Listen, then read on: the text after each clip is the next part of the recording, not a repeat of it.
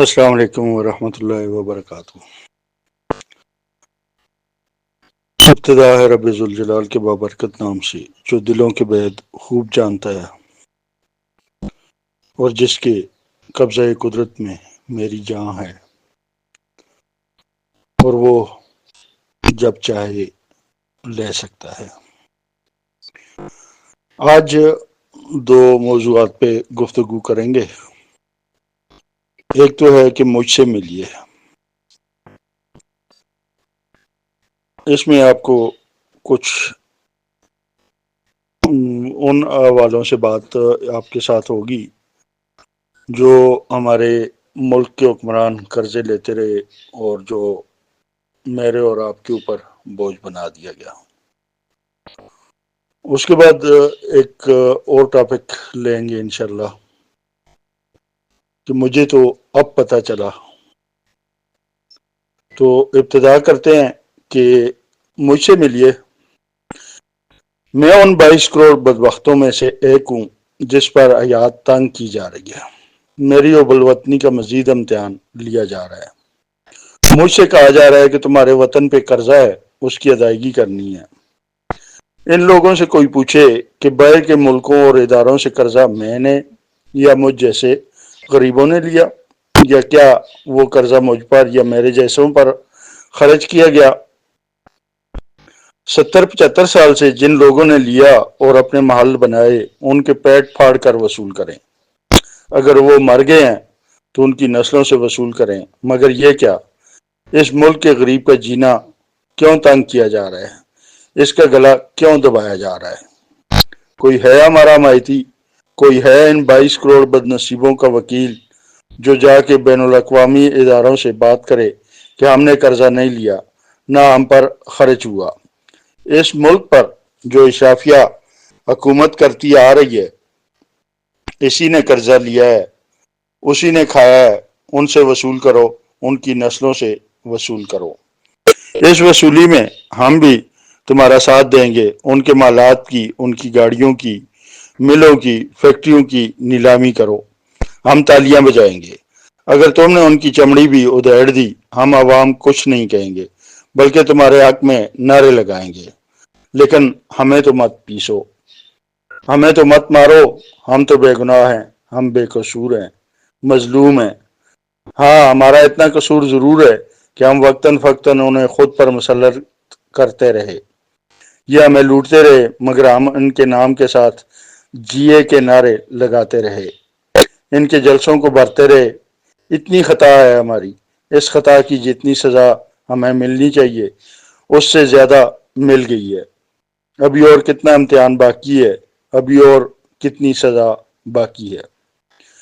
یہ تو تھا ان اداروں اور ان ملکوں سے التجا جنہوں نے پاکستان کو قرض دیے ہیں، اور اس قرض کا بوجھ ہمیشہ غریب عوام پہ منتقل کیا جاتا ہے، اور قرض کی ادائیگی کے نام پہ غریب عوام پہ ٹیکسوں کا بوجھ لادا جاتا ہے، اور کہا جاتا ہے کہ جی کمپرومائز کریں، آپ لوگ ٹیکس نہیں دیں گے تو ہم قرض کہاں سے ادا کریں گے۔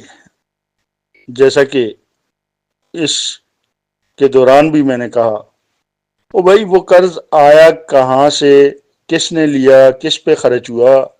میرے اور آپ جیسے لوگوں پہ تو خرچ نہیں ہوا، تو پھر میں وہ قرض کیوں دوں، یا میں اس قرض کا ایسا کیوں بنوں؟ اچھا، کچھ دنوں سے ہماری حکومت بڑے بڑے گراف جیلی بنا کر دکھا رہی ہے، الفاظ کے گورکھ دندوں میں ہمیں الجھا رہی ہے، اور اس کا کہنا ہے کہ گزشتہ 60 سال، ہمارے وزیر اعظم صاحب فرماتے ہیں گزشتہ 60 سال کی ریکارڈ کم مہنگائی ہو رہی ہے۔ چلیں کچھ جائزہ لیتے ہیں اس چیز کا کہ مجھے تو اب پتہ چلا کہ گھی 350 سے 400 روپے فی کلو ہو تو مہنگائی کی ریشو 12% پلس ہوتی ہے، اور اگر 400 سے 600 روپے فی کلو ہو تو مہنگائی کی ریشو 1965 کے بعد کم ترین ہو جاتی ہے۔ مجھے تو اب پتہ چلا کہ پیناڈول کا پتہ اگر 20 روپے کا ہو تو مہنگا، اور اگر 50+ روپیز کا ملے تو سستا ہوتا ہے۔ مجھے تو اب پتہ چلا کہ 100 کا سیرپ مہنگا اور وہی سیرپ اگر 360 کا ہو جائے تو ادویات سستی ہو جاتی ہیں، اور مہنگائی 9 سال بلکہ 1965 کے بعد کی کم ترین سطح پر آ جاتی ہے۔ مجھے تو اب معلوم پڑا کہ اگر 22 ارب ڈالرز پلس زر مبادلہ ہو تو ملک دیوالیہ ہوتا ہے اور 10 ارب ڈالرز پر تیز رفتار ترقی ہوتی ہے۔ مجھے تو اب پتہ چلا کہ چینی 70 سے 80 روپے فی کلو ہو تو مہنگائی 12% ہوتی ہے، اور اگر 170 روپے پلس ہو تو 9 سال کی کم ترین سطح پر۔ مجھے تو اب پتہ چلا کہ آٹا 80 روپے کلو ہو تو مہنگائی 12% ہوتی ہے، اگر 100 سے 110 تو مہنگائی 1965 کی بعد کی کم ترین سطح پر ہوتی ہے۔ مجھے تو اب پتہ چلا کہ روٹی 7 روپے کی تھی تو بہت مہنگی تھی، اب 15 روپے پلس ہے تو مہنگائی میں بڑی کمی ہوئی ہے۔ مجھے تو اب پتہ چلا کہ 6% جی ڈی پی گروتھ پر ملک دیوالیہ ہوتا ہے اور -2% پر تیز رفتار ترقی ہوتی ہے اور ہم اڑان بھر رہے ہوتے ہیں۔ مجھے تو اب پتہ چلا کہ بجلی یونٹ 16 سے 17 روپے ہو تو انتہائی مہنگا ہوتا ہے، جبکہ 35 سے 60 روپے ہو تو بہت ہی سستا۔ مجھے تو اب پتہ چلا کہ 200 یونٹس کا بل 2500 سے 3000 ہو تو مہنگائی کا جن ہوتا ہے، اگر انہی یونٹس کا بل 8000 سے 10000 ہو تو ملکی معیشت زوردار بھرپور ترقی کر رہی ہوتی ہے۔ مجھے تو اب پتہ لگا کہ گیس کا اوسط بل 500 سے 800 ہو تو ناقابل برداشت ہوتا ہے، اگر یہی بل 5000 سے 8000 تک ہو تو فائدہ ہی فائدہ ہوتا ہے۔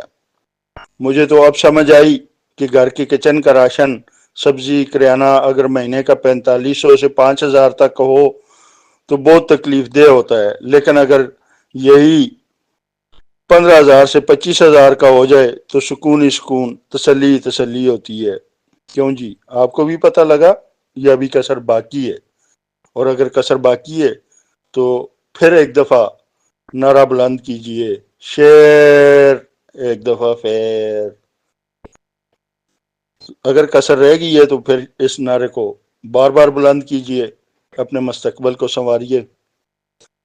یہ تھا آج کا میرا ویلاگ، امید ہے پسند آیا ہوگا۔ اگر پسند آیا ہے تو چینل کو سبسکرائب اور ویڈیو کو لائک ضرور کیجئے گا، اپنے دوستوں کے ساتھ شیئر کیجئے تاکہ یہ معلومات ان تک بھی پہنچ پائیں، اور آپ کی رائے کا میں منتظر رہوں گا کمنٹ سیکشن میں۔ آپ کی رائے ہمارے لیے بہت اہمیت رکھتی ہے اور ہمارے حوصلے کو بڑھاتی ہے۔